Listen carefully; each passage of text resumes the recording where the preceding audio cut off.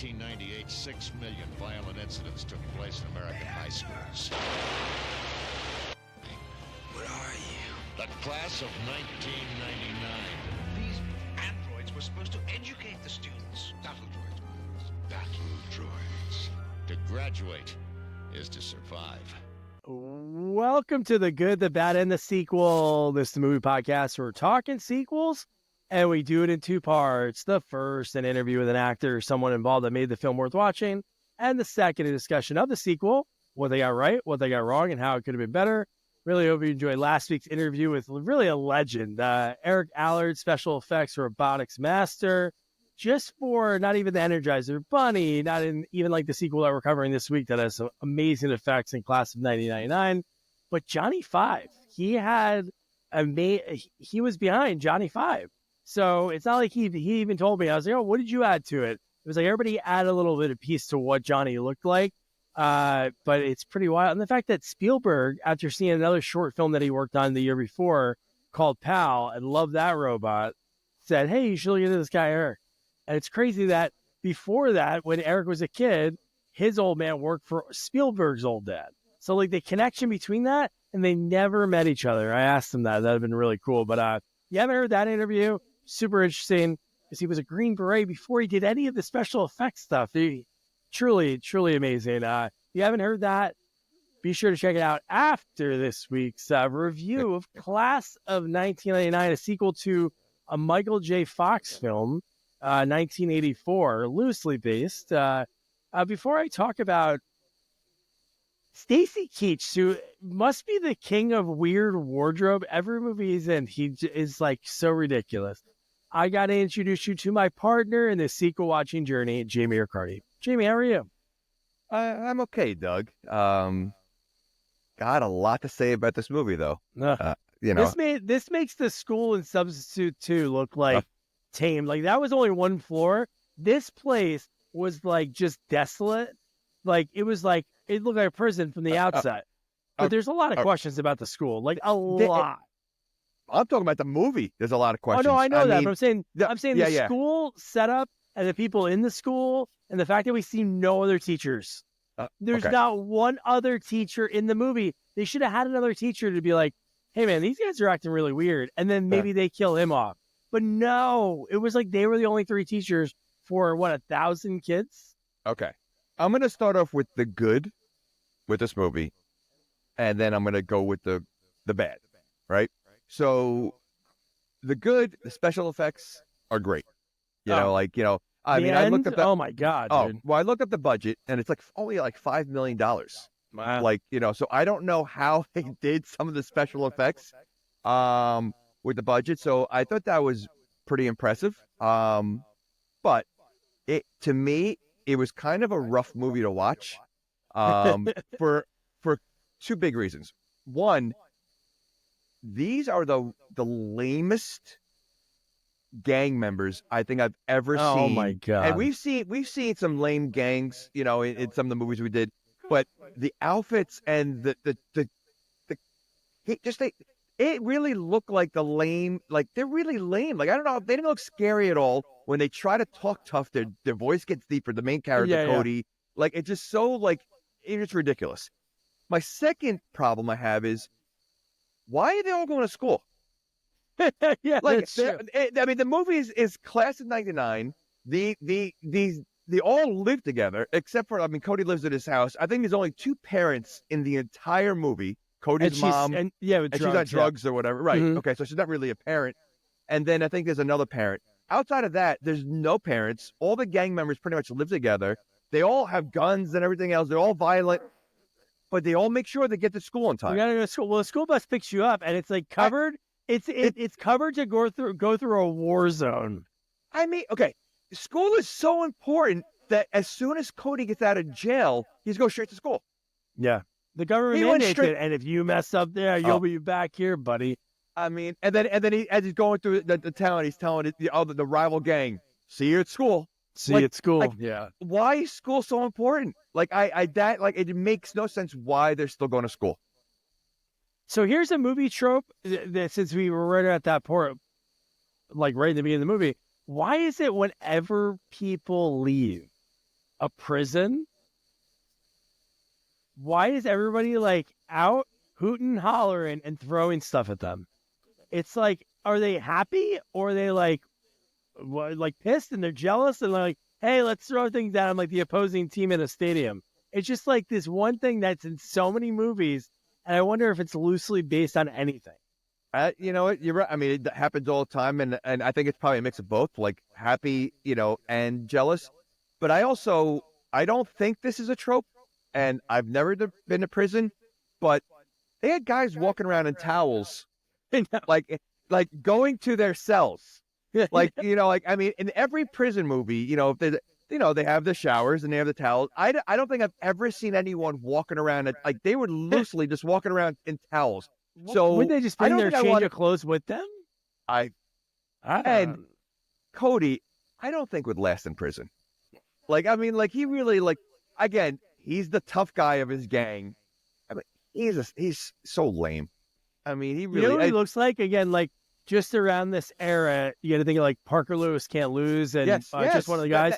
Billy Jane looks just like Billy Jane. They're like, we need a Billy Jane type, and then they got this. I mean, the outfits they look like they went to a Halloween store to like dress up as like punk 80s something, and that's it. Meanwhile, this movie was in the 90s, so like this is really what they thought 1999 would be. Like, isn't that crazy? It's ridiculous. Like, I wonder if anyone's ever written a futuristic movie and really said, you know what, I'm gonna nail this, or do they think ridiculous? Because The Simpsons. This is written 80. Oh yeah, The Simpsons. That's true. But this movie is probably written in 89, 90 because the movie came out. Okay. Do you think they really believe this is what it's going to be?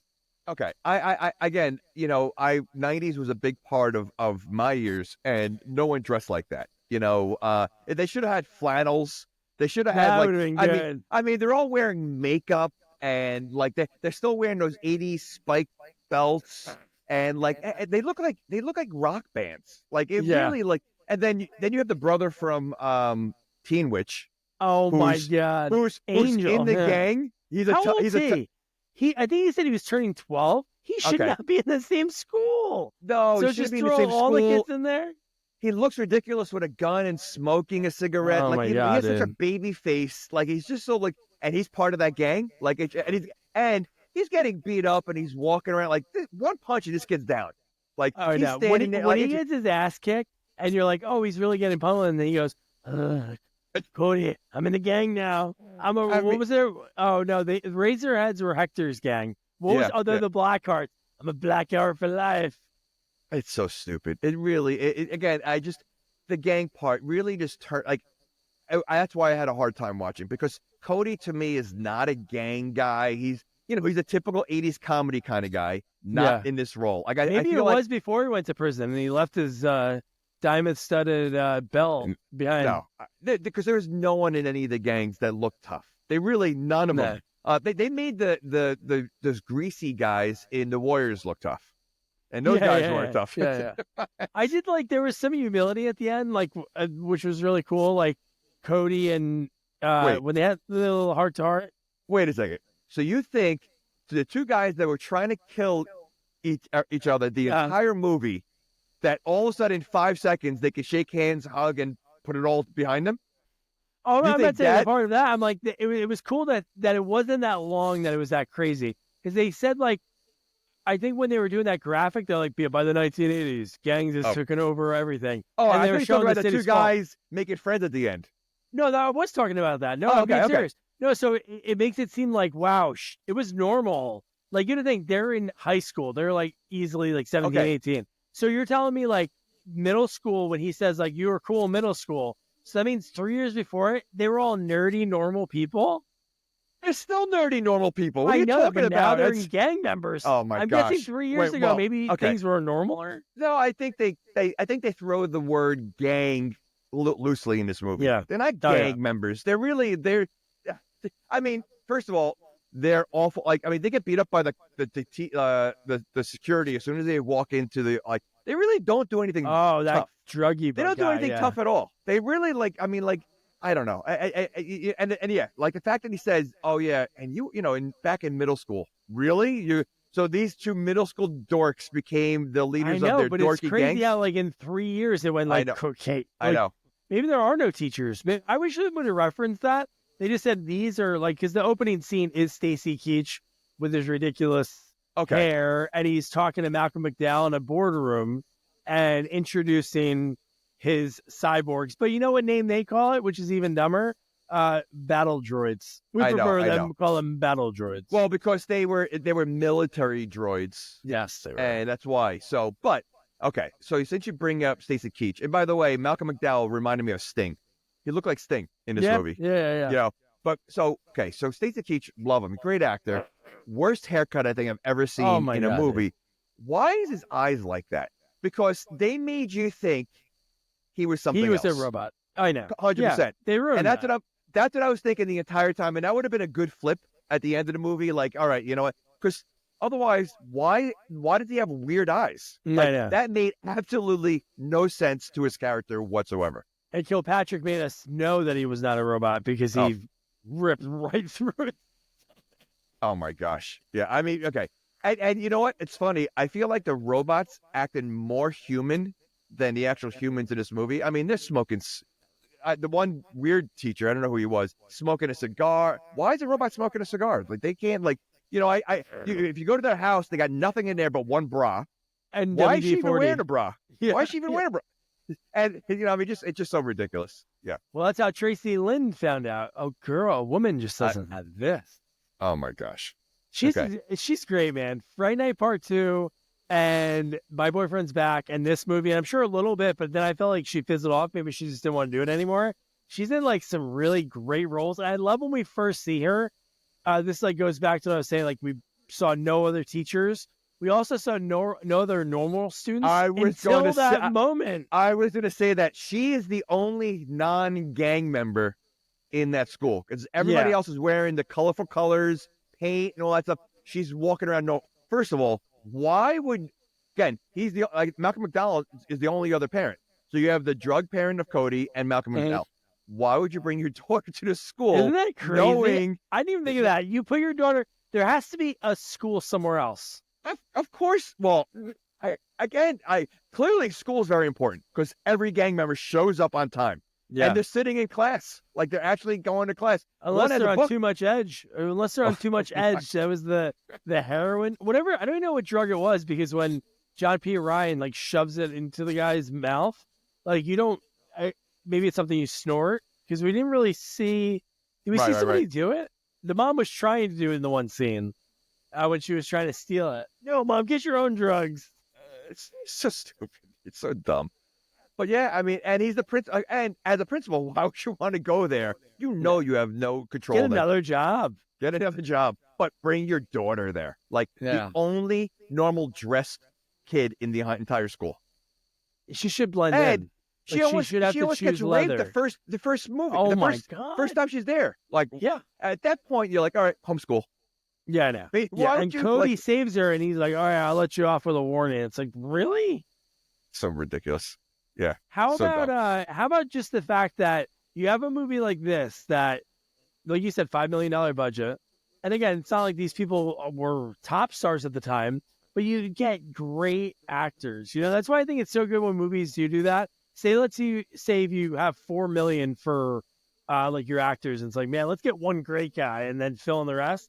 I love when it's like always like solid people like Kilpatrick, Pam Grier, and you have John P. Ryan. Each of their scenes are so great. And and you have Malcolm McDowell. So like it's amazing that you have these four big actors to be in a movie like this. Is wild. Because I mean, like I guess, you know, like this came out after the Terminator, I'm assuming. Mm-hmm. Yeah, okay, because obviously there's a throwback to the Terminator. They're great looking, yeah. I mean, but I think, you know, I guess they like, I don't know, did they really think this was going to be a big movie? Because I think it only grossed like $3 million, so it didn't make the money back.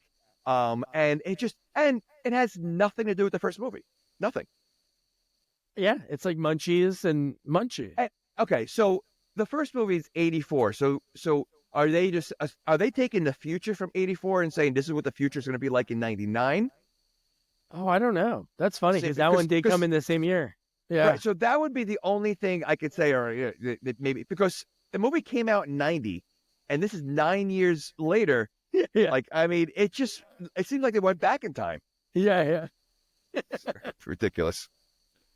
Oh man! But when you see them stand up like those three, and you have Kilpatrick, he shows like his insides. Like there were so many of those scenes. Like even Pam Grier at the end, like when you see her chest, and it's like you see her innards, and it looks like really good.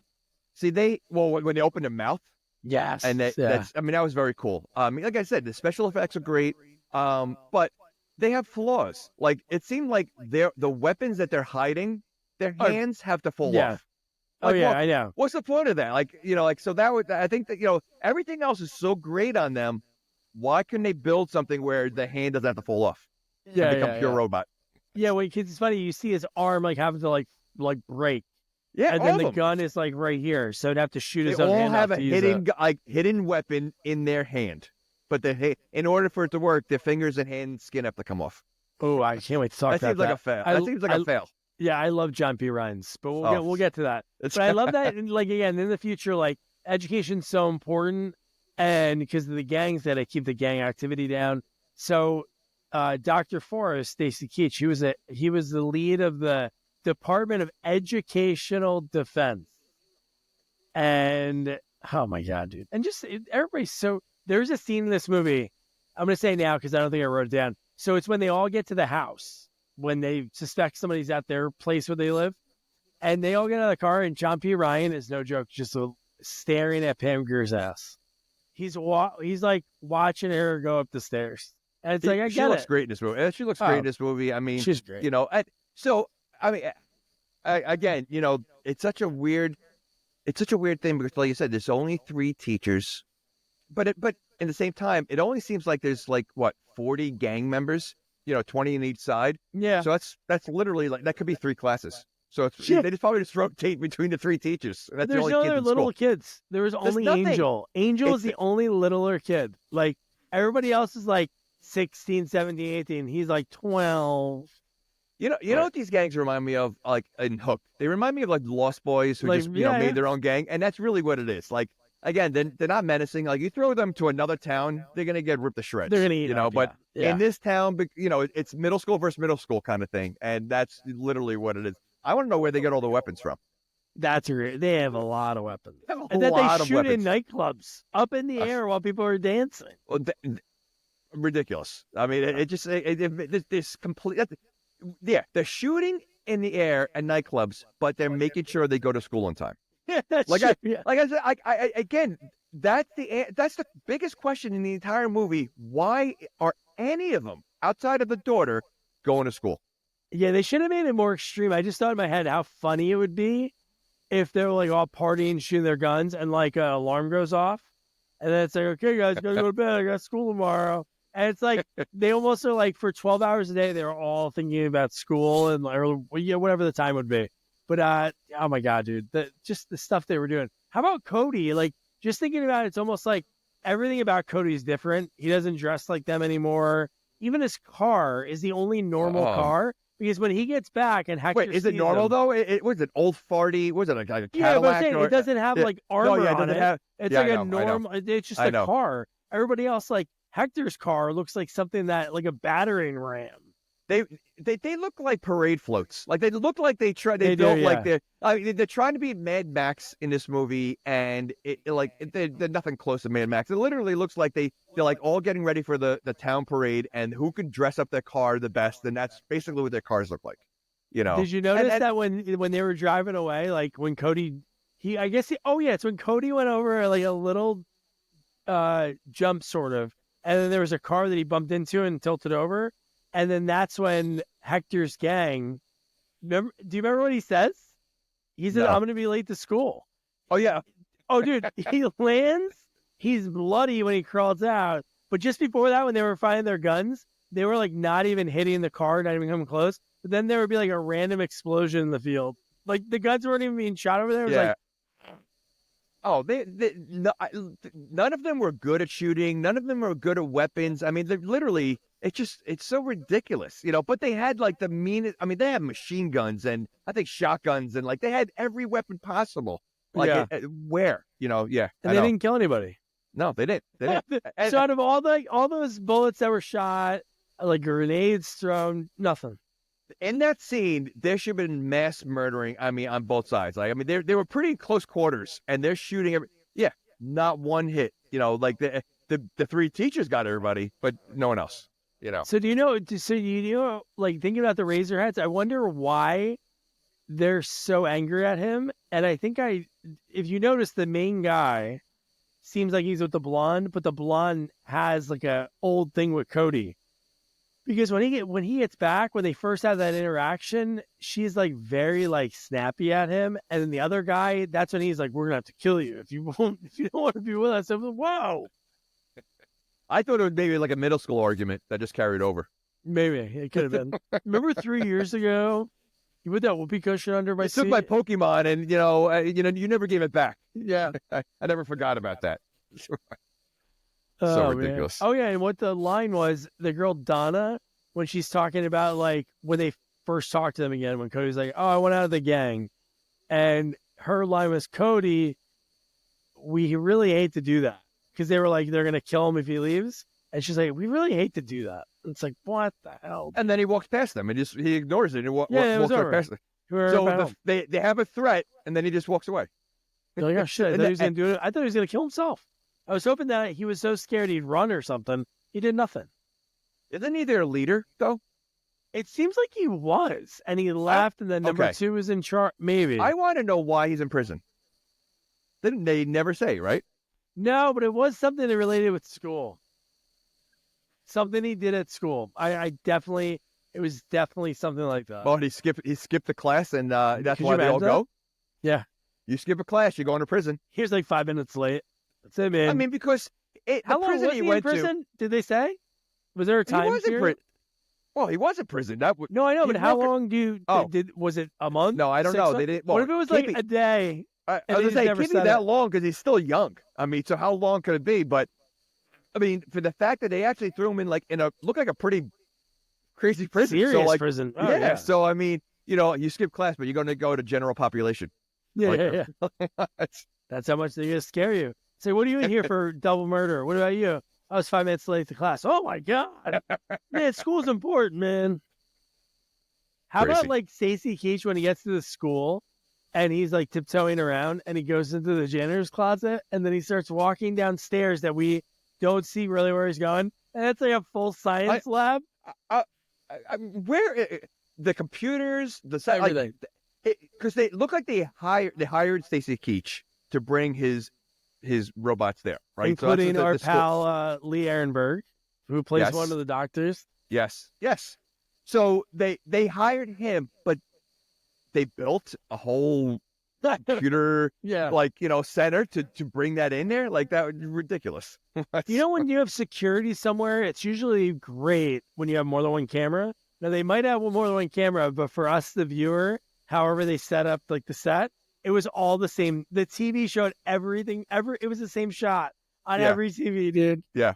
They're like, hey, I love when the one time, I think it might have been Lee, said, oh, you have to take a look at this. And I'm like, why is he moving from where he's at? His monitor has the same thing. It was like, I couldn't believe that nobody noticed that. Like, hey, we're all looking at the same thing, guys. There's supposed to be cameras throughout the school. They literally didn't need that many workers. Oh, man. Don't think about those guys. Like, they were brought into this project thinking, like, oh, this is really going to be the way Stacey Keach was pitching it. Not like kids were going to start dying. And when they're trying to question him, they have, like, nothing. They have no authority because he's, like, the leader of the, Department of Educational Defense. It's like, yeah. No. I honestly, I really believe that they missed something with Stacey Keach. Like, after they got, it absolutely should have ended with him, a 5 minute scene, whatever, just showing like he's the bad guy, he's a robot, because again, his eyes were so bizarre. Like they were alien like, so like, what's the point of that? Just to make you think he's a robot and then to find out he's just human. Like that was just so weird. Yeah, that was like a silly payoff. Definitely. Yeah. And then when they get to the school, so it says like respect, obey, learn. So there's it's like, wow, man, they really care about the education. Well, what was his brother doing that the security beat the crap out of him and grabbed him? Oh no, it wasn't his. That was like a friend. That other That was one, his brother. Oh, so Those he are had the- two brothers. He had two Oh, it was brothers. Angel and Sonny. Because he said they killed his brother. So Oh, I Sonny's didn't the one- think of that. Because the little one didn't die. He just got messed up. Right. So yeah. So what was he doing? That they grabbed? I mean, they violently grabbed him and just started pounding on him. Oh, I forgot. What did he do when he first got I forgot out? what he. Oh, was he wearing gang color? No, that was was it Cody that they didn't like? I don't. Because it seems like It was I he want to know talking what the shit rules to him, are at the maybe? school. I want to know what the rules are at the school because like there seemed like did they have guns in school, the kids, or no? Oh, no. No, They there was didn't, a okay. security checkpoint. Oh, so they had to check their guns before they got in. Yeah. Okay. Oh man, dude. So yeah, so Cody's first class, he has Pam Grier. When she really, again, Hector gets the business when he's talking shit to her. But I'm like, wow, this is crazy. Like right away, she steps her heel through his foot, which is serious. Like, how is he even walking at the end of the movie? Walking, he's fighting, running, riding motorcycles. I mean, like it didn't seem to phase him one bit. I mean, the injuries in this movie should be much worse in some scenes, and then they're pretty crazy and hairy in the other scenes. So like there's a point where Cody has some bruises on him, from I forget what, and then he gets the crap beat out of him, and he has something, and he has like little blood, and she has he had nothing. Yeah, no, he had nothing. He had nothing. Yeah, you're right. Like he should have been mangled, and so the injuries in this movie really it just give or take. Yeah, she was like, "What happened to you?" And he was like, "Oh, yeah, it was like a little white." And it was a little thing, but the other bruises were already there before, so they weren't the same bruises. Oh my god, man! And then we talked about Tracy Linder, Eddie Christie, Malcolm McDowell's daughter. So he meets her, and they have like the little sort of like meet cute. And then so how long do you think they known each other, Cody and the daughter? Oh, probably maybe like the last 3 years since all this started or something. No, she was new to the school. Oh, she was new? Yeah, that's. Oh, I didn't know her. Because I didn't know that was her first. I didn't know that was like her first. I thought she was new to the school. I thought I could have sworn that she was new to the school. Really? Well, maybe I'm wrong. I was saying because he acted like they were. First of all, they didn't. Did they even hook up in this movie? Or no, they did. Okay, so they didn't hook up in this movie. Maybe a kiss. They barely know each other, and he's like risking his life throughout the whole movie to save her. Yeah. I was like, and he's saying my girl. I mean, which again, when his voice gets deep, sometimes we gotta kill her. Like he was like, I was like, I'm like, come on, like when he did that and he became the gang member again, I actually started laughing. I'm like, this is so ridiculous. yeah.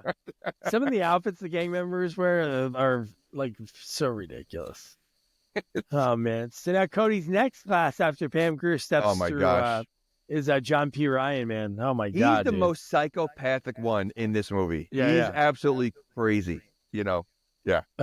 Man, dude. He has this and we get the POVs, which is cool, of like the choices of like what the cyborg's going to choose and his like educate and discipline.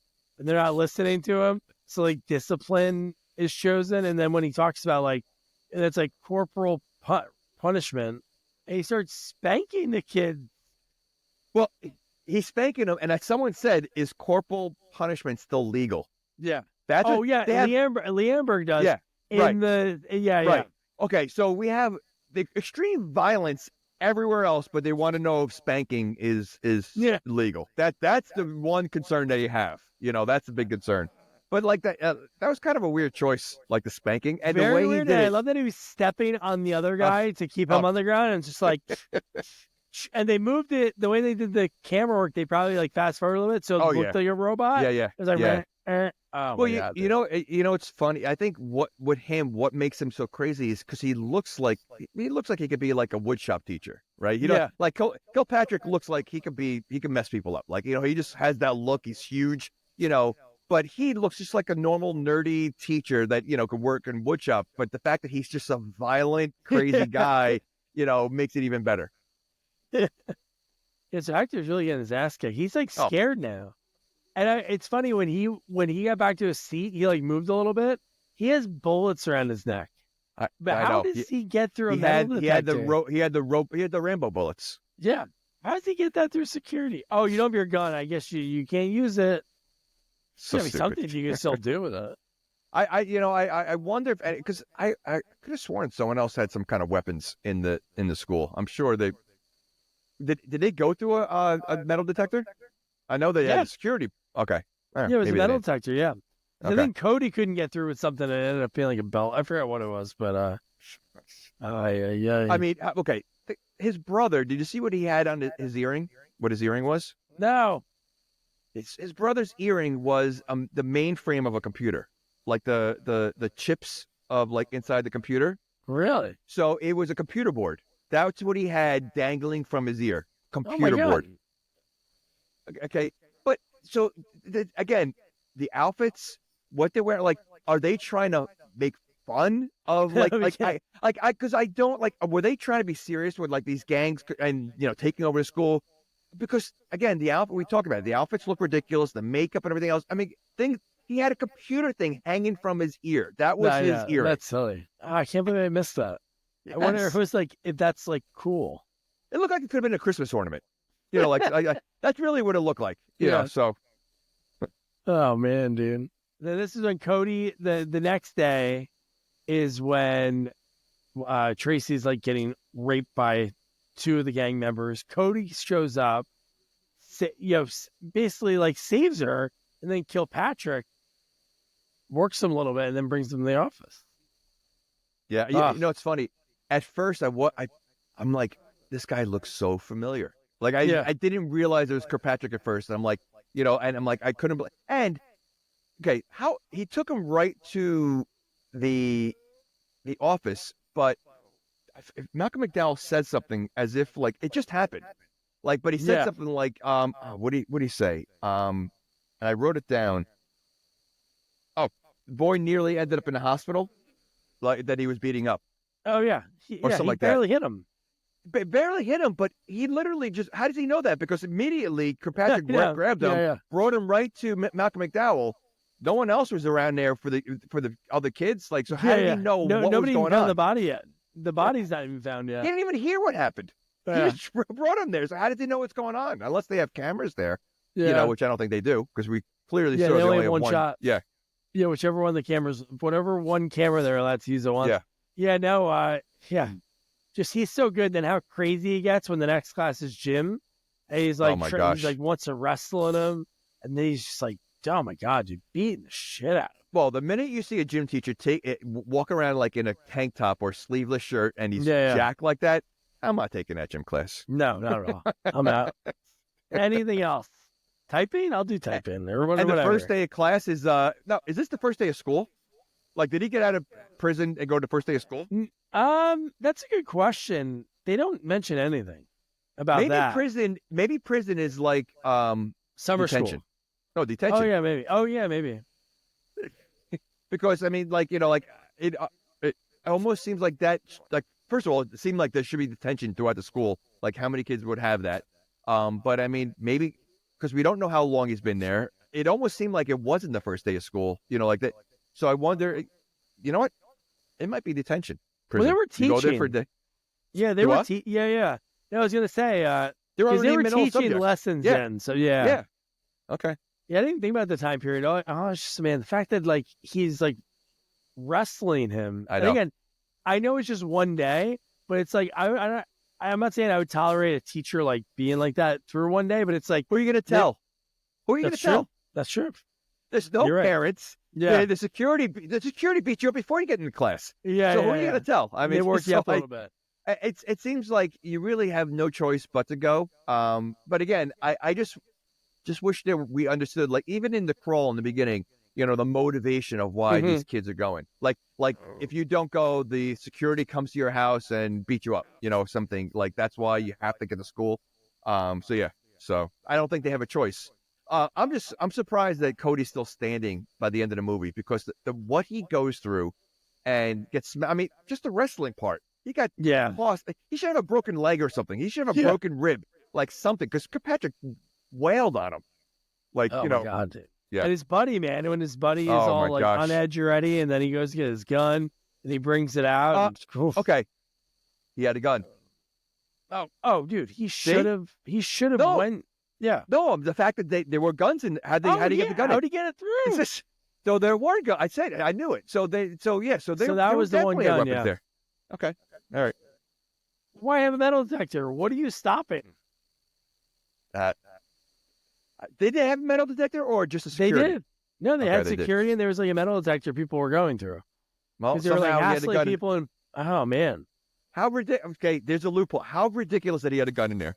Okay. very ridiculous. But it's very ridiculous that like it's like, oh man, dude, he was on edge, man. He had his gun. It's fine. Why would he kill him? It's like, why would he kill him? Like he should have killed him, but Yeah. he should have hit him. Like I was pointing a gun at him, trying to shoot him.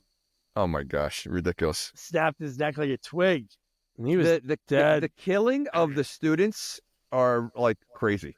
Like the way they kill, like, I mean, like again, you know, like if you find like some kind of high points in this movie, like very creative kills, you know, poking your finger in the guy's neck, you know, I mean, like, that was cool. you know, like, yeah, so like it was almost like Freddy kind of kills where they were very unique kind of kills. They were different and, you know, again, very impressive, you know, for what the budget was.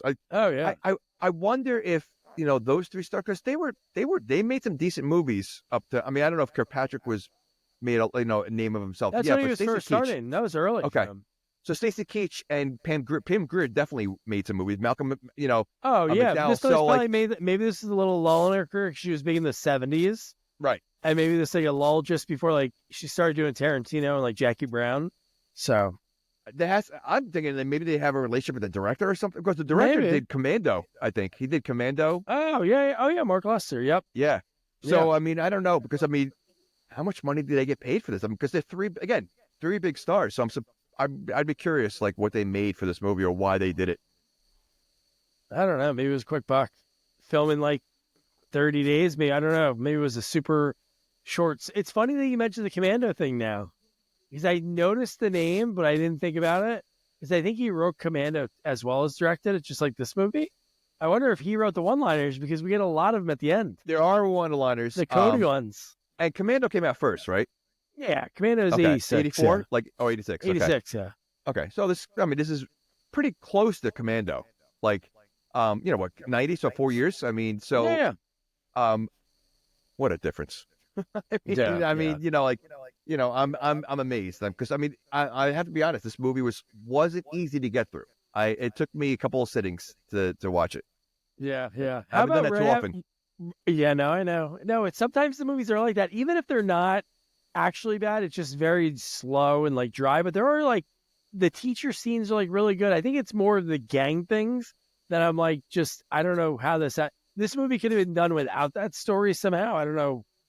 Like exactly how it would be, but it just seemed like they focused on the gangs way too much, and it just wasn't good. It could have been like The Faculty, right? I mean, I think I was thinking it should have been more like that. It was too much again, too much with Cody and the gangs, and I think that all those side stories kind of like, I don't know, just didn't work, and I think it dragged them a movie which this could have been a really cool movie throughout if it was done right.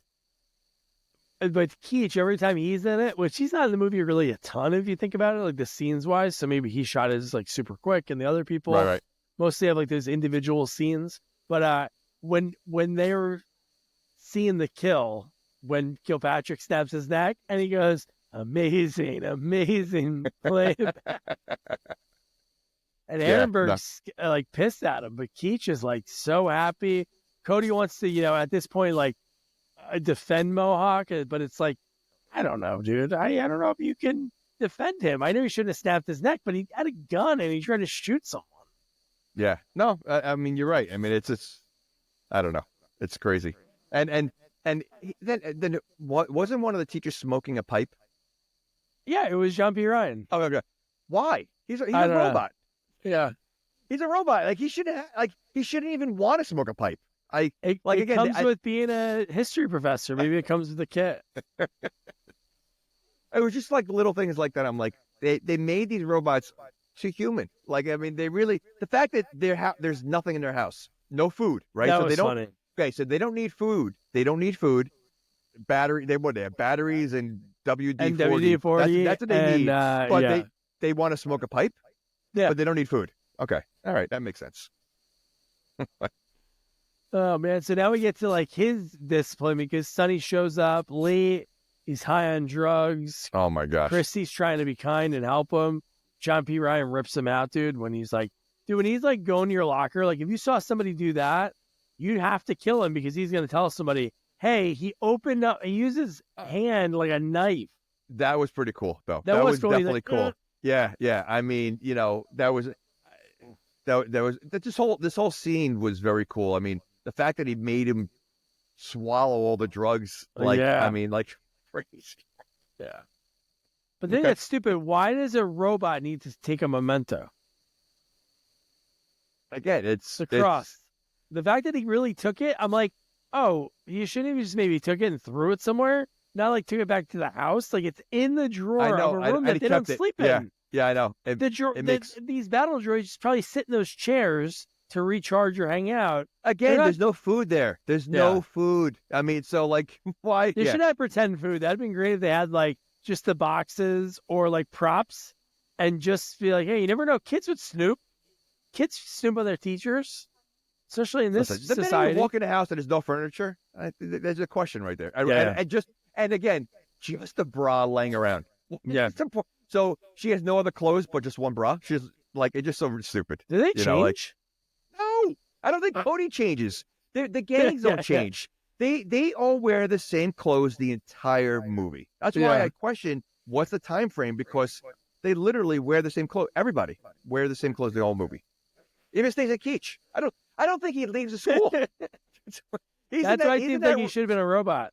Oh he my didn't have gosh. to shower or do anything. Absolutely should have. I mean, ridiculous. So, and then, we've talked about this in movies. Like, can you look tough eating a banana? Fruit? Well, we always see apples, right? They always see the bad guy eating apples.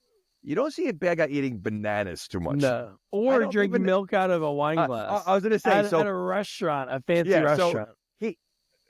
Which, again, almost makes him more cyborg. Like, all right, so he's eating, like, he's doing weird things. Like, but again, as a bad guy who, again, they don't even explain why he has a stupid haircut. Like, that would be like a robot haircut, whatever, But he's eating a banana. Can a banana be tough? I don't think so. No. No. I think it does the opposite. Especially if it's like a really dry banana. It's like, what if you peel it really slow? Is that?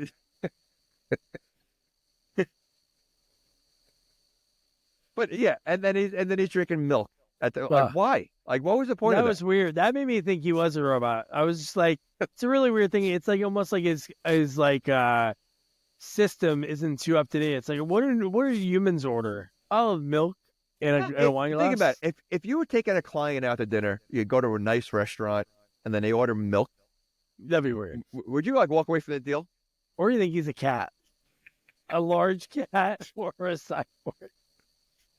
So those to you, those are the only options. If someone's drinking milk, they're either a large cat or an android. Like, that'd be weird. I don't know why that'd be. I'm sure that's what the restaurant would give you, because it's not like they'd be like, "Oh, let me get you a sippy cup." But it would just be weird. I don't think a restaurant would do that. I don't think if you went to a nice restaurant, you say, "Can you give me a wine glass of milk?"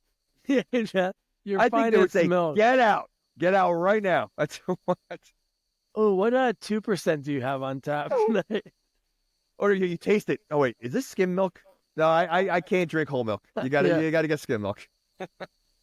Oh my god, dude. So how about when the battle droids, when they meet with Malcolm McDowell, and he's trying to be like, there was a lot. We had a boy die. I have to go talk to the news. And he's like going through all that, and it's like they're so calm about it, about what they did. Yeah. Oh, I think a big part of them enjoy it. Again, they're war droids. They're which did they look like that when they were in the military, or like were they like? I'm curious what they were, because they mentioned a few times that they were military droids. So like, were they Terminator like in the, because they like what, or were they like machines that they put skin on to make him a human teacher. You know, I don't know. I would think it'd be that option, but it'd be great to know like how they chose these. I don't faces. think they were human in the military because they have these guns and hands and all that stuff that they wouldn't need the skin to be in the military. Oh yeah. You know, so like it would have been cool to see some kind of like the progress of what they did. Like this is what they were in the military, and they have a picture of them, you know, back then or something. I don't know. But I had a picture anyway, like Johnny Five. This is can you imagine? This That's what they look like. Yeah. That would have been funny. In 1985, this is what our prototype looked like. See, 1999, we're on it.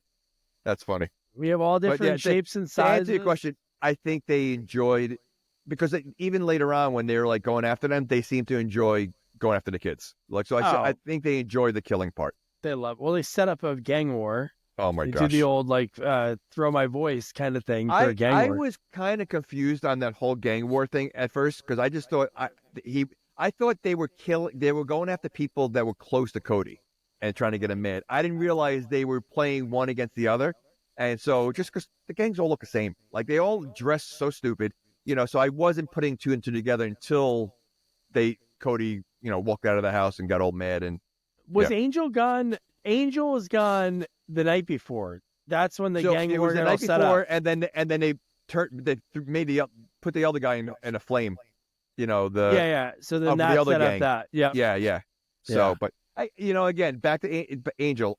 I had a hard time looking at him in this movie. I know. He was so out of place. He's a very awkward looking kid. He's 100%. He's an awkward looking guy, and but he's so young, awkward looking. Mm-hmm. And to see him in the gang dressed up and smoking and with a gun and being chased, like it just didn't fit. It just looked weird. It was just a weird, like really, like what is this guy gonna do? What is this kid gonna do? You know, like I mean, yeah. And again, I just think of him from Teen Witch. Like he's just the kid from Teen Witch. He's in a bunch of weird movies. He's in that weird one, and you thought your parents were weird when the dad died, and they get the dad to go into a robot. And he's their dad again. Yeah, he's in a bunch of those. Oh my gosh, that was like his MO. Like he was in all. Well, he always weird plays stuff. the little brother or something. Mm-hmm. You know, that's his. You know, which he plays little brother here, but just I don't know. Yeah. But he had the cigarette in his mouth and the gun. I'm like, this looks so. It looks like it looks like when I was younger, I was a greaser for Halloween one year. You know, like from Greece, and I had like rolled up sleeves. I had a fake marble the cigarette pack in my sleeve. Had the candy cigarettes. That's what he looked like. Like he looked like he was trying to be like a greaser or like a gang member for Halloween, not a real gang member. You know, like who's gonna give him a gun? It seems like there's a surplus of guns. It really does. And bullets. They have everything.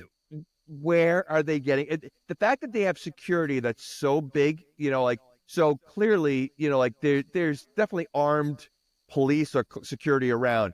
There's no way these two gangs have any control of like military weapons at all. Yeah. So yeah. Okay. I mean, they have enough bullets that they get, like you said, they could shoot up in the sky and waste them when they're dancing, at a club. Yeah. Oh man. So Cody, this is when Cody like grabs Christy and says, "Hey,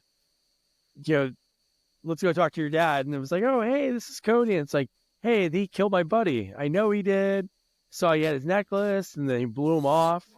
And then when he gets like pushed out, that's when the news people get there, and he like grabs something from the desk. Were you thinking that's what he was gonna grab the address, the teacher's address book? Okay, no. And why would the Cyborgs even have an address in there? Right? Like if this is a super military secret program, you're gonna have the address somewhere? No, you're not. And considering there's no parents, what do you need a faculty address for? I know. And there's only 3 teachers. There's no other teachers in this movie. Well, it's only 3 pages in the address book. Oh my God. But that would have been funny scenes, right? In like a teacher's lounge, you could have a really dark humor in like this movie. Like, hey, how's your first day going? Oh, I think we're killing it. Or like dumb one-liners, but you could have had a good interaction with a normal teacher like we got in Substitute 2. So if you took some of the elements of Substitute 2 and put it in here, like, how silly some of those teachers were in that movie. Like, oh my God, I hate this school. That'd been great to have them interact with like Pam Grier. No, you're right. No, that would have been to see that. What would they do in a teacher's lounge? Like, like they would do some bizarre stuff, or whatever. But yeah, I mean, first of all, why would the principal even have the teacher director right there on his desk? Oh, I know. Like he's using it. Like he recently used it. That's where because it was very easy to find. Yeah. But yeah, and the fact that you have these 3 androids who just got there, they just started teaching, and they're robots. So why would you have them in? Yeah. What, he's got to call Doris, the secretary. Listen, we got to reprint the new faculty because we have these 3 new teachers that have to be in there. Yeah. Let's and make sure you leave it out always. It's really important. But yeah, it's fine. So we talked about the parties with the guns, shots getting just wasted up into the air. And at this point is when Cody goes there. Angel's getting jumped into the gang, and then remember how terrible this is? What we talked about earlier. He was so bloody, so messed up. And then Cody gets jumped in the same scene. It's like, you want to get out? In order to get out of the game. He has his ass kicked. And he's fine. Yeah. The next day when he Well, like I said at the beginning, look at them. Do they look like they can throw a punch? Like they were literally, but yeah, first of all, they said they had to kill him. So clearly they backed out on that. They failed on that, yeah. They failed on that. Yeah, it's just it's so dumb. And so now Cody's out, but his brother's in. He's in, yeah. He's a Blackheart. No. So dumb. Okay. Then the next morning is at school. Cody finds Christy and says, hey, there's something up with the teachers. What? Oh, this is really weird. These 2 guys have the same address. And it's like, whoa, that's so weird. All right, let's go to their house. I found it. And then right, because he's driving. She's going, this is even weirder. What? Yeah. Mrs. So-and-so, whatever Pam Grier's character's name is, lives there too. And then that's when they go to the house. And that's what. So first question, they went when school was starting. Why the hell are those 3 coming home? Who was teaching? Okay. I have a better question. Okay. Why do they even have a house? Oh, that makes no. They don't need one. Why can't they stay in the computer room? Yeah. Literally, they're okay. So you're paying for a house for these 3 robots who have nothing in the house, because all they have there was we said WD-40 and batteries or whatever. They can't put that in the computer room and just charge them there. I guess maybe kids would catch on and be like, I never see them leave. But again, it's weird that they drive the same car. This is a big government program where they each can get a car at a different apartment. If you can afford a house to them, you could afford 3, beat up cars, for them to drive. And you're right. If they're leaving school, is school over? Maybe school's over. That's why they cut. She said, oh, he was fun. I'm going to cut class. She's like, cut class? Oh. Like, she's never done it. He's like, oh, you never did that. And then it wasn't like they were that far away. And then they're home within no time. They barely got a chance to snoop. And dude, they were getting ready to murder him right away. Ready to snoop? What are you going to snoop? There's nothing in the house. There is nothing there. No, I know. Yeah. Which is good because they had no time anyway. They found the bra, and then that's when they came back. But when they were running away and trying to escape because they saw them coming home, they didn't try to hide as they're running. They were running in the wide open so they could see them leaving.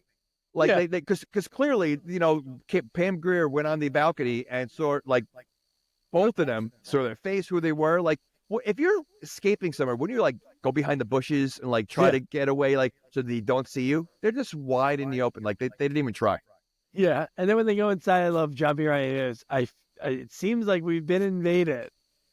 And it's like, all right, man. How do you know that they were invaded? What was moved? He felt it. He's a robot. Maybe they have a camera in there. There was something that triggered them to go back that quick. Well, the bra wasn't in the same placement because the bra was picked up. That's true. That's all I know. The bra that was just thrown into a box in the middle of the floor. In the kitchen. I think it was in the kitchen or something. No, it was in that. No, that was in the bedroom. That was in her bedroom. Oh, was it a bedroom? Okay, yeah. Because then that's I was like, whose room is this? They were like, whose room is this? And they were going through each room, and they were like, this is so weird. Was there a bed in there? No beds. Oh, but it was a bedroom. Oh, I guess you can call it just a room then, right? Okay. There's gotta be a bed in it? I wasn't sure if there's a, because if you told me there's a bed in there, then I would have been like, okay, now we're getting really ridiculous. So now they need a bed? That's Now they're wasting money on bread. Yeah. Okay. All right. No bed. I feel better. All right. They have to mash up garbage, like make garbage. They order food and cook and throw it right out. That'd be good. How about the fact that her bra is a lacy bra? Like, not even like like, why? Dirty Dr. Forrest. She's a robot. It's, okay. And who's buying it for her?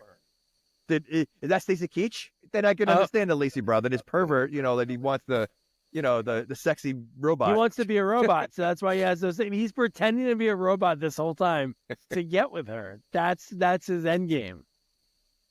Okay. I'll put in these contacts. I'll drink milk. I'll be a weirdo. Eat a banana in a security those room contacts where no one else is eating. It makes no sense. And those contacts can't be comfortable. So for him to wear those contacts for no payoff makes no sense. Yeah. It really, like, none at all. Again, his whole character makes no sense because his look is just evil robot. That's what he's come across at. Like, right from the beginning, I thought he was a robot from the second I saw him. I'm I know. He's totally a robot. I know. Like, so, like, I don't understand what they were going for with him. Like, that made no sense. Yeah, just weird. He was definitely like the silver hair, the eating. Man, he's something. Okay. So at this point, Christy and they ride off the end of the motorcycle. He drops her off, and then it's Well, it's a car chase, right? Yeah, it's a car chase. Yeah. Okay, but they're reading how to drive, the laws of the road. Mm-hmm. And then their joke was, we're gonna teach him driver's ed. But why are they reading the law of the road? They're learning it. They don't. I They've guess they have to know how many people now so far? But they're worried about the traffic laws. But the murder laws, they're not really worried about. They don't care about the. Okay, but traffic laws, we need to make sure that we're obeying. Okay, all right. I didn't even think of that. But just the fact that they're like, oh yeah, we got to teach them a lesson. Now that Commando writer, now that makes so many one-liners like that. Even like when. So Cody drops her off. He keeps going. They're following him. And it's like a pretty cool chase in a very nice area. So this is like the part of the city, I guess, that doesn't look like it's burned down, that we see where they live. But why wouldn't your daughter go to that school? That's 100%. I mean, terrible dad. Mom, we'll pay you an extra $40,000 if your daughter comes here. Really? People die every week? Sure. What are the chances? Yeah. But when he dumps the bike and they go in the water, I forgot. Her line, what did Pam Grier say? I forgot. It was a nice day, and then he says, "I hate water." Kilpatrick says, "I hate getting wet," or something like that.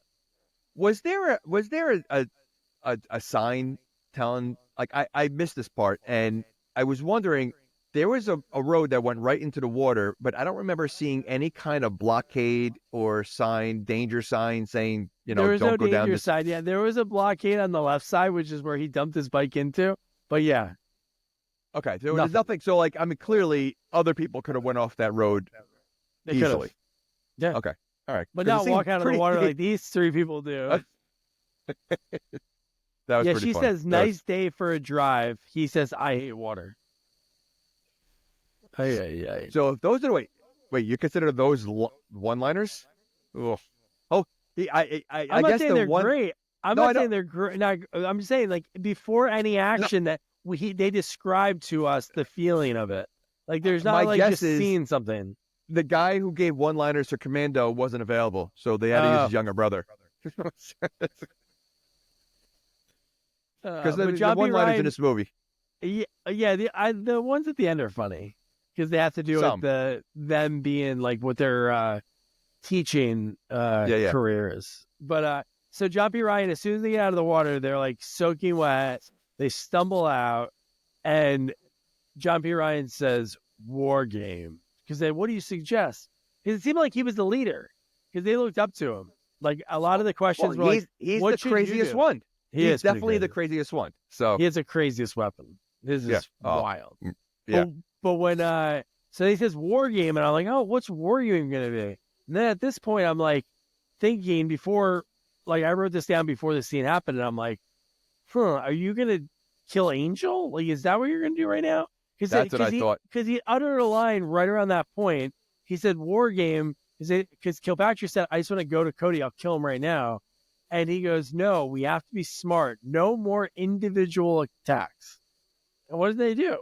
2 individual cats. They beat the shit out of Angel, which is amazing, dude. Which is still alive. Dude, I mean, when Kilpatrick throws the dummy. Oh no, it was John P. Ryan. Throws the dummy far into the house, falls on the ground. Yeah. I'm like, wow. Here's a problem I have. They seem to be going through a lot of work for this one kid, Cody. Yeah. It's like he's Commando. Like he literally he's just a regular. I mean, he gets his butt kicked throughout the whole movie. So why do you have to go to the extreme to get to him, to have these 2 gang wars and all this stuff just because you're angry at him? Just go after him. Just grab him. I mean, it just seemed like he really isn't that much of a threat. Like they're acting like he's this huge threat to them, and he's not. And they didn't kill him because we didn't see him breathe. All we heard was like, "Come on, get him a blanket. What are you doing?" And and then that was it. We never heard he died. Yeah. We never heard anything uttered about him for the rest of the movie. I thought something was saying like he was just hurt. You killed one brother and you hurt another, or something like that. Oh, really? That's why I knew the other one was his brother. Oh, okay. Because they didn't say that. It makes sense. Yeah, I know. Being in the house and the mom was a druggie. They and both he was picked him up. Yeah, that's true. Okay. Oh man. Right. So now we get so they beat up Angel. They pretty much kill him. The other guy from the other gang that was getting fast food, they blow him up, right? That was burned him. alive. Yeah. Oh yeah. And threw him through the window. Yeah. Oh yeah. At their house. Yeah. That was intense. Yeah. But again, even at this time, I don't know. I don't know what I was thinking. I wasn't thinking that they were 2 different. They're setting them up. I didn't realize it was a setup. Which again, I don't understand because they were still going out and killing more kids after this. Yeah. I don't know what they were doing. Yeah. But when they, at this point, this is when Cody shows up, when he's riding his motorcycle, and when they find Angel's body. So there's a background actor. I don't know, because maybe I was listening on headphones. It was so loud. I wish I could have found that clip. He comes up, his brother's bloody, and a background voice just goes, "He needs helping." No joke. And then that's right after that is when he's like, "Get him a blanket." Oh, the voice you just did is Cody's voice the rest of the movie, and it was driving me nuts. There's certain people that, or say certain looks that if you try to act tough and you put that deep voice in there because it just doesn't work. Yeah. It just doesn't. It did not work for Cody. And when he's walking out the door, he's just like you said, he's all angry, now he's mad. Cody's mad now. All right, you're mad. You're not threatening. That's. But how does the gang war? Is that in some treaty of the gangs, an agreement? Hey, if one of our guys dies and one of your guys dies, I guess we have to assume that it's us that did it. So we're going to be in this field. Well, that's did you see set a up third gang? paintball arena. No, did you see a third gang? No. So I they know that's the only person that would kill them. That's the other person could kill in this town. You're 100% right. It looks like a paintball field. Even the way they're shooting at each other, it's blind hiding behind shooting. barrels. Yeah, it's a paintball. And how does somebody not see them pull up and start walking around? Yeah. It's funny. I wrote that down. I'm looking here. I said, Cody mad. Why are the cyborgs hiding? And then I said, the actual, when they're going back and forth, it looked like a paintball game. Yeah. Not only a paintball field, when they're shooting each other, they're all running, they're hiding behind this one. It literally looked like a paintball. Yeah. I bet you they probably gave them paintballs. Hey, have a war right now. We'll film it. We'll take out the paintballs later. Yeah. Whatever. But man, when they started sneaking up on people, I was just like, wow, because it was again, it could have been better. Just everything that they did with the effects in this movie, when John P. Ryan rips that guy in half, that was insane. But how are they? There's 40 people out there. How are they sneaking up on anyone? Oh, how is anybody not seeing it? Yeah, I know. They the snapping of the necks and all that stuff. Oh. It's okay, guys, but There's not that much brush, not that much cover. Like No, there somebody isn't would much see cover you. at all. Yeah. And no one really should be alone. They're all like kind of like together, and yet they've killed a few people because they were just randomly. And you don't see 3 people just slowly walking towards Yeah. like Okay. And later we know nobody sees it because Hector doesn't believe him. Yeah. Like, so I'm like, wow, really? Nobody saw this happen at all. So they didn't question how someone was ripped in half yeah, when they left. I mean, that was clearly they crazy. went back and see Rips who's him still through alive. the wall and That's- like, Oh, and it's just that like, one was insane. When he yeah. pulls him through the wall. Whoop. Oh my gosh. Yeah. And Cody looks in and it's John No, P. he was Ryan. bent in half. He was bent in half. What? That was his brother. Was that his brother? No, that was his. That like, was number one of the one. guys in the Yeah. It was one of the guys in gang. I forgot Because he was which with guy. Cody. He was with Cody Uh-huh. at that time. Yeah, But he was bent in half, I think, because he pulled him through. He wasn't he ripped pulled apart. through He the was- wall and then it ripped in half. Yeah, Oh, he did rip in half. Okay. yeah. The legs were in front of John P. Ryan when he looked in. I thought he was bent in half.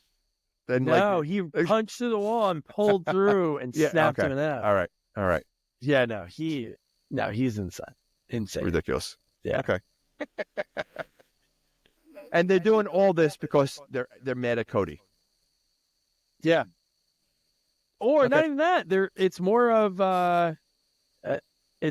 the fact that I think because one of their guys died and his brother got his ass kicked, so maybe they just know like, oh, it's got to be the other guy. I'm gonna have to. No, it I'm made talking no about even the sense. teachers, though. The teachers are creating this entire thing. Oh 'cause yeah, they're yeah, mad at Cody was in their house. yeah. And I think it's almost like because it didn't work right away, like the discipline. I think they're just trying to like kill everyone because that's all they care about. It's been a day. The first day they hurt a student, each of them, and the second day they're like, "This is stupid. We're gonna start killing this kid." Okay. So I have a question about these androids. So they were made for this school to discipline the students who are taking over the school. Shouldn't there be like like an off switch so that if they leave the school, that they see kids who are being undisciplined in the grocery market, the grocery store, or the playground, that they don't go after them? Great question. I don't think Stacy Keach cares because he wants to see the full effect of them, but that would make sense. But there aren't any kids. There's no grocery stores. but- We don't see people eat in this movie. Do they eat any time? No. Well, yes, Stacey Keach has a banana. Oh, so that's it. No cafeteria scene in a movie in high school. How is that not happening? I know. But Or a sporting event? Could you imagine if they had like a sporting event that they went to, like the basketball team went against like the normal town? Like it was full of, Christies? dressed normal, yeah, that would have been. But I don't think that maybe it's not a normal town because you didn't see anyone walking around. You saw a nice neighborhood, but you didn't see anyone there. Nope, you're right. So, but the fact that they're killing these kids away from school, they're not. I mean, like, so because the program in school was, you see discipline, how to discipline, punishment, all that stuff. So, are they seeing this now when they're, because a couple times you saw a threat level come up or whatever in their face, so they can do this anywhere they want. Yeah. Okay. And they control that- their own because Lee even said, why don't we have, I think he mentioned something that, like having control, but it was like, wow, they have a short fuse. Like, So this seems like an awful invention.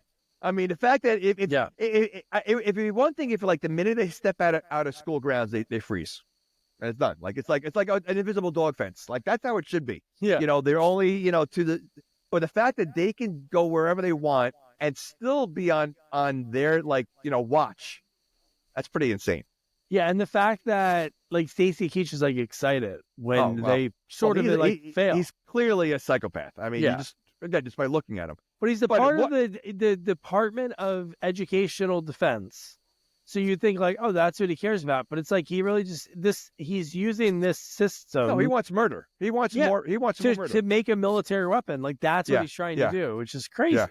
It is crazy. Why test it out in a school? Test But it why out in would- the field, in the military.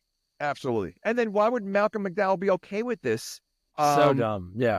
He's still alive at this point, right? Or no? Yeah, he's still not alive. dead yet. Yeah. Okay. no. So okay. All right. Oh man. So now at this point is when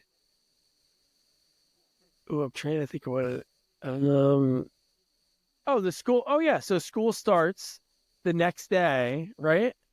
So okay. So they just Who's had in school? Wait, no. I was Who's gonna in say, school right now? They just had an all-out gang war, but they made sure they went to class the next day. Yeah. Why are they going to school? Like, it's so ridiculous. I can't, like, now it's getting me more angry. Like, I'm watching a stupid movie about school and class, and these kids more kids miss class in a regular school in real life than these kids who clearly are not learning anything. Yeah. They don't have any parents, and they're still going to school. I don't understand. Like, it makes no sense. Yeah, because I think they have to be, or does he go to her house? Because I don't know if there is any more school for the rest of the movie, right? Because the next thing we have is when nobody believes Cody that Mr. Harden did that, and then Christy, he tries to tell Christy, she can't believe him, even though it's true. It's like this, of course, a ridiculous story. This is when they have another meeting, right? I feel like this is when Malcolm McDowell meets with them again. Well, this is where he dies. They kill him. Yeah, right? this is where Yeah. Once the so they're program still in has school. started, So they're still in school. I mean, Malcolm, that happened at school. it did. Yeah. Oh yeah. So I guess the kids are in school the next day. Yeah. Because we don't see them at school. Like, I guess he talks to her outside of school, but they feel like, yeah, we don't need any school scenes for now. Well, now don't forget. Yeah. I was saying, at this point, Cody already cut. So this has all happened. And so there's how many kids are left? There's not that many kids left. When they get everybody together at the end, there's still a lot of people, which is kind of silly because there's a lot of people in that gang war. It seemed like a lot of them died. Yeah. No, I mean, yeah, I don't know. Yeah. Because remember the guy's like, I'm going to go back in there and see how many we have left. Yeah. And it's like, all right. But they had more in that last scene. But, once the program has started, the battle droids, it can't be turned off. So then it was basically like, screw it. He picks up, I think Kilpatrick picks up McDowell, fingers into the neck. And then he squeezes his neck. I thought he was getting choked. But no, he kills him by he squeezes him so hard that his fingers go through his neck. Yeah, it looks good. Oh, man. I mean, yeah, that's pretty intense. And then back at the house, Christy, oh, Dad, you're home. And it was Pam Grier walks in. And it's like, oh, man, you get your boyfriend on the phone right now because they want to kill Cody because that's their... How did Pam Grier know where she lived? Oh, there's no address book. Oh. Unless she has her own faculty book and she looked it up and that's true. She should know how to get there. Maybe she had a copy. Wait a second. How'd she get there? They only have one car. She ran. She's a cyborg. She ran really fast. If she ran like what's his face from the second Terminator, that would have been yeah. Patrick. So is this where she changes her voice for no reason? Yeah. Okay. Yeah. She does it a few times. She changes her voice a few times. Well, later is when she's pretending to be Hector. Like, right? She's throwing her voice to sound like someone later. Oh no. In this scene, Christy's on the phone first. And then she throws her voice to be Hector. Get your boyfriend on the phone, and then okay, you're right. To start to initiate the gang war. So that's what really starts it, like that whole thing. Okay. And the program, because we're like, oh, okay, they killed McDowell, but what else? But then the next time we see the lab, everybody's dead. Like Lee had like really cool makeup on his face, like a big cut across his face, and everybody's gone. They should have showed that. That would have been cool to see them just going a full massacre in that room. Yeah. Okay. But Cody, this is when he's trying to like reason with Hector after explaining what happened. And this is when they met in front of the school. So again, like they trust each other. But the fact that like the cars, all the cars came out of nowhere. I know, dude. Because Hector was like, "Oh, you were stupid," because he thought he came alone, and all of a sudden these cars, like you didn't see any of the cars anywhere, and the use of motorcycles in this like last scene is like ridiculous. Oh, why are they even using motorcycles to begin with? Like, why are they using them in the school? They're going slower than they have like a better chance of getting killed by riding motorcycles in the hallways. And it's loud, so everywhere and. You can't maneuver. You can't die. Like they're literally riding around. Like it's so dumb. I mean, Pam Grier it's like clotheslines I know. Hector off of one. Oh my god, dude! It's so stupid. Like, Yeah. they're not good gangs. They're really not good gangs. Like, Yeah. if you're gonna try to sneak up, like, obviously they want to go in there and kill these people. So when you try to go as stealthy as possible, that's okay. Cody does have a terrible line that was written. I know you say George Jetson, Yes, wouldn't it be Rosie from the Jetsons? or how about Terminator? Yeah. But if you're gonna even use that realm, like Yes, this is it a would be bad Rosie. what is it? Bad fucked up George Jetson. I'm like, what? No, Rosie. He said a George Jetson nightmare. Yeah. No, Yeah, Rosie. I know, That I know, makes I know. something. Pick any know. robot. Pick Lost in Space or anything. But they stole Terminator stuff at the end of the movie. So why wouldn't you just say the Terminator? Yeah.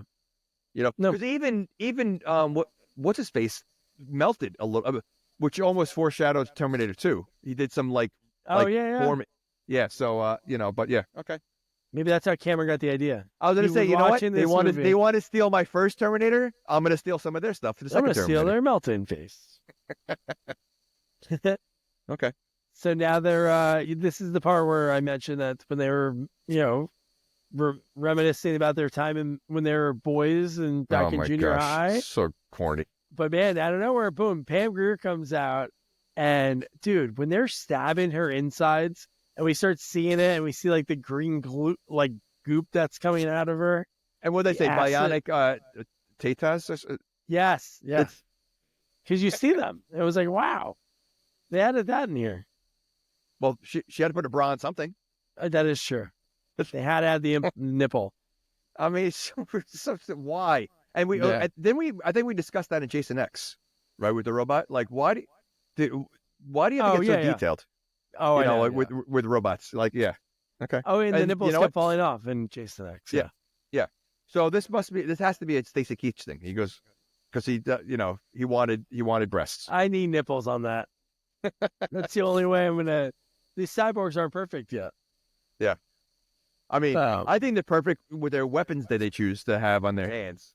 Oh my god, she had the flamethrower. I know. Oh my god, dude, that was cool awesome. Is that? Like, and well, it's so like I think her hand was already off. Wasn't it off already or something? Was it hers? Yeah. Okay. So I'm like, all right, so like that makes sense. But then the other two, their hands had to come off. Like, so I thought it was like whole arm.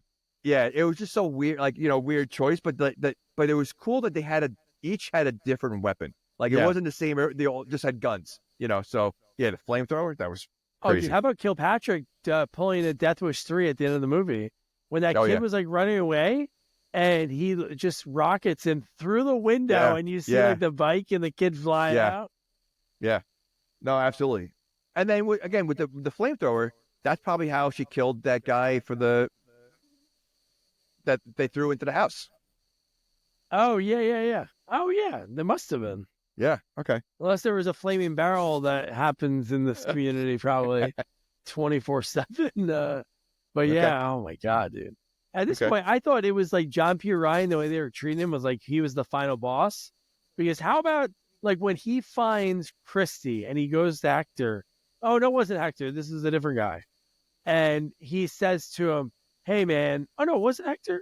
Still? Oh, I guess it must have been, right?" Yes, Hector. No, it wasn't Hector. Hector didn't die. It was another guy because they remember this guy. I'm sorry. Hector died later on. Yep. Yeah, Hector dies later on. So I think this guy gets in the head. Yes. So when he goes, "Hey, keep an eye out," and John P. Ryan walks in the door, the guy wasn't looking, and somehow like he was behind Cody, and I'm like, "Where are you looking?" That this guy walked in. No, you know what? I'm surprised that they didn't save him for last because he definitely. Again, the most psychotic, the seemed to be the leader, but his weapon. What was that?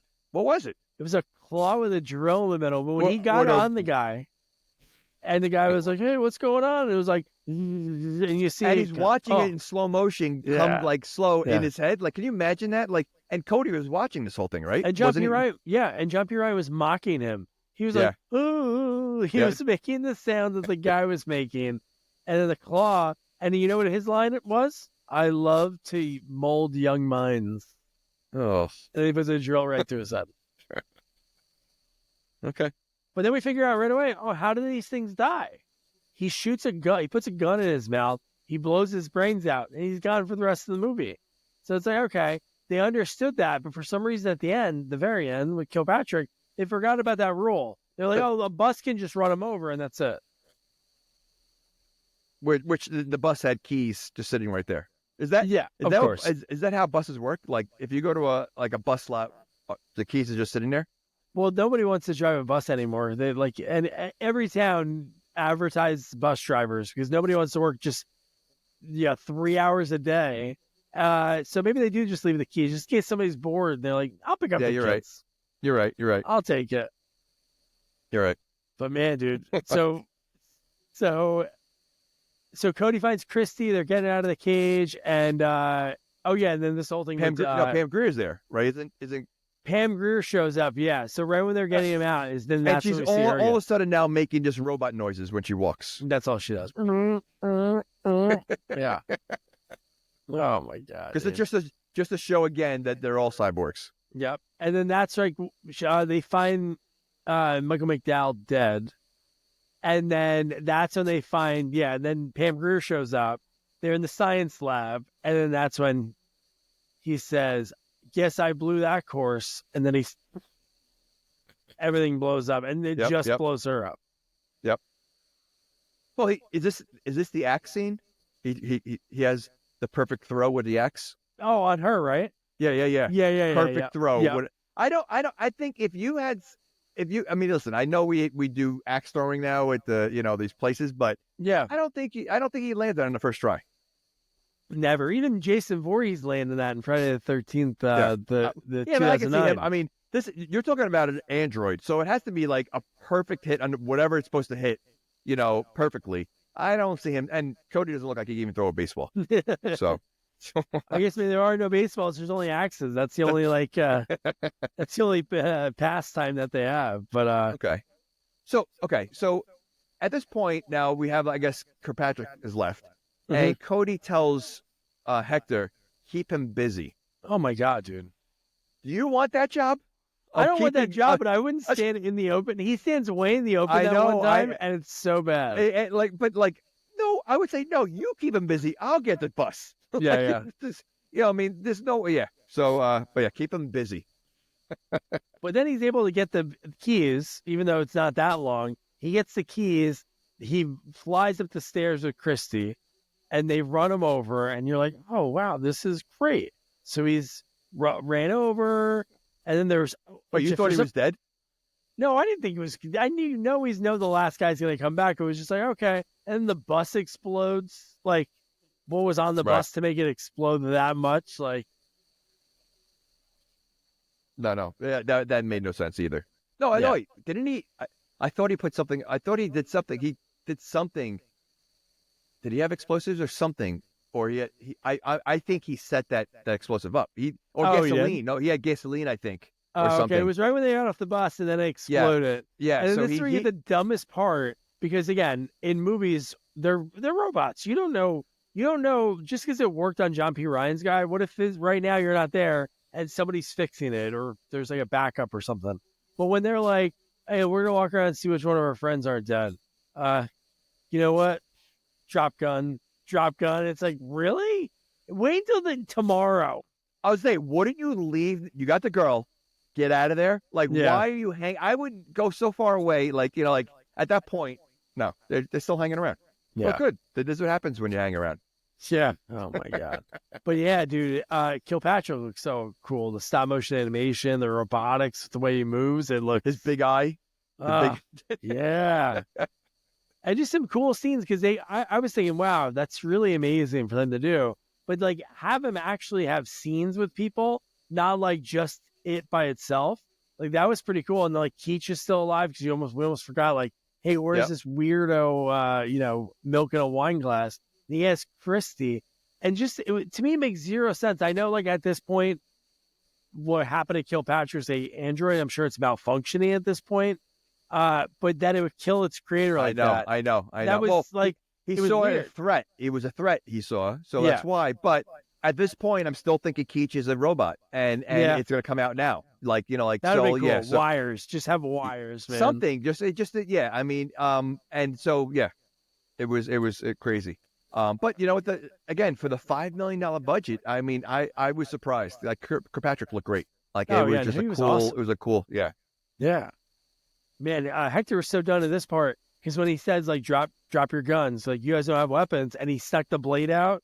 Yeah. And it was like he was getting ready. He threw it and missed, and he was done. Yeah. Nope. But you do get like, again, at this point, it's like, all right, Cody, run. Or no, he like says like run, lets her go.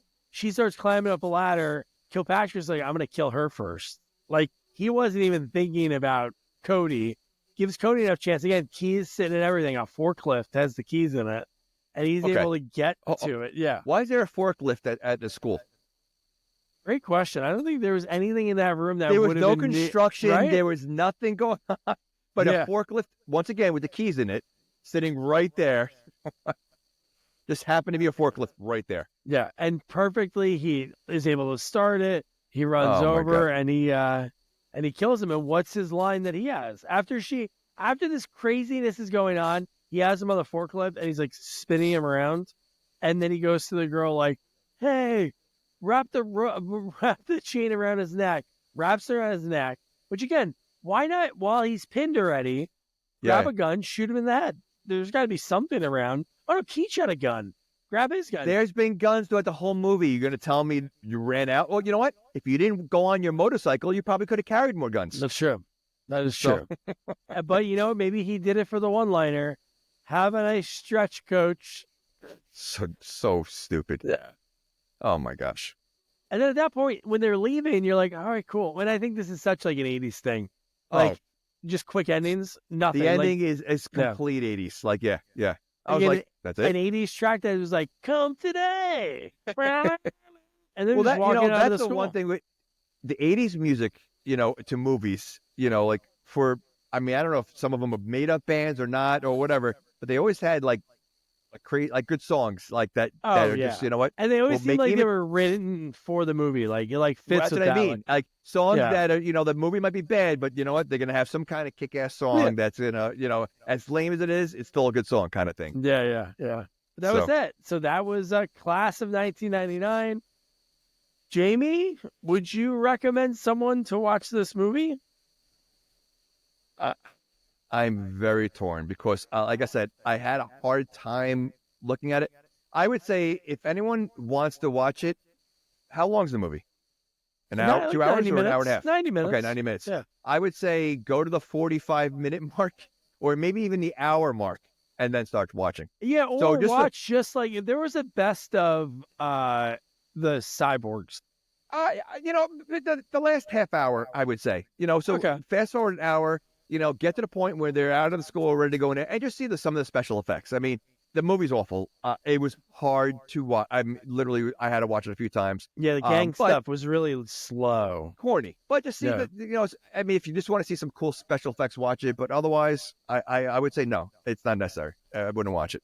Yeah, there was clips of just I would kills. like openly watch this. Yeah, the kills. Right. And just when our teacher, Stacy Keach. So it's like, everything but the main characters is what I would watch. Like all the bad anything but the gangs. Absolutely. Yeah. Absolutely. If there was like a gang edit version of this movie that had no gangs, that is probably like 50 minutes, I'd watch that. I bet you if you go to YouTube and you type in like, you know, Class of 99 kills, that's There's fine. gotta be something. Yeah, you're right. If they made it more like Faculty, I think it would have been better. It was just too much gang. And maybe if the gangs were a little tougher, they were lame. Like it was just a lame. When you have the kid from, you know, Teen Witch as one of the gang members, it just tells you, you know, this kind of gang it is. He was like the only little kid, and he's trying to get into this gang, and he's getting his ass beat. So ridiculous. When they'd be like, "Hey, man, wait till they're like 14. You're a little young to be in a gang." There wasn't one 14-year-old in the. There was like no young kids at all in the. It was anywhere. weird. Yeah, it was weird. Okay. No young kids, no adults, no other teachers. So that's That was Class of 1999. We march along in our scary sequel month, our sixth one, which is wild to think about. And we're going to be dipping our toes into a werewolf flick, our second one that we covered. And this one is American Werewolf in Paris, follow up to the epic movie that everybody references when it comes to special effects when it comes to Rick Baker. That's American I just Werewolf watched from it for London. the first time. Oh, dude. So I Yeah. just watched it recently. Cool. No, it's amazing. Weird, funny, quirky. Very weird. Did you see Drop Dead Fred in it?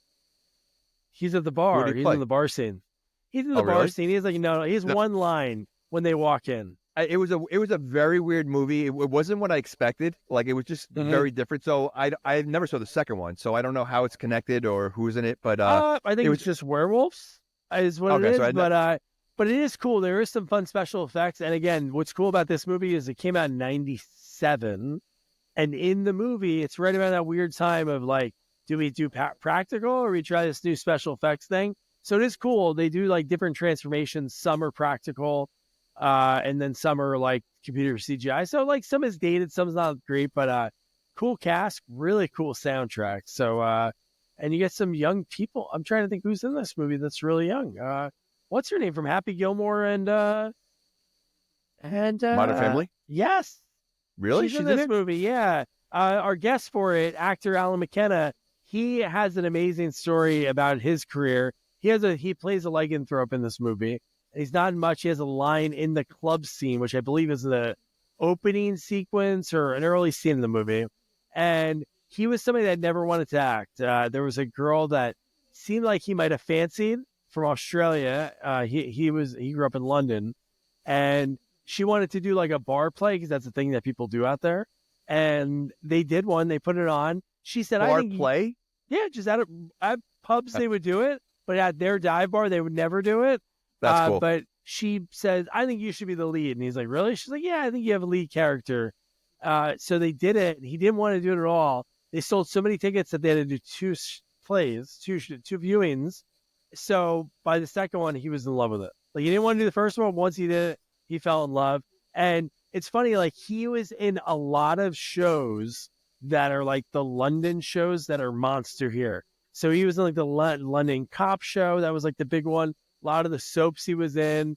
But he had some cool stories from his career, writing films. Really cool, man. Alan was a lot of fun. So yeah. So don't forget to review, rate, share our podcast. Follow us on all social media at Sequels Only. And don't forget to check out our website, sequelsonly.com. Good night. Good night.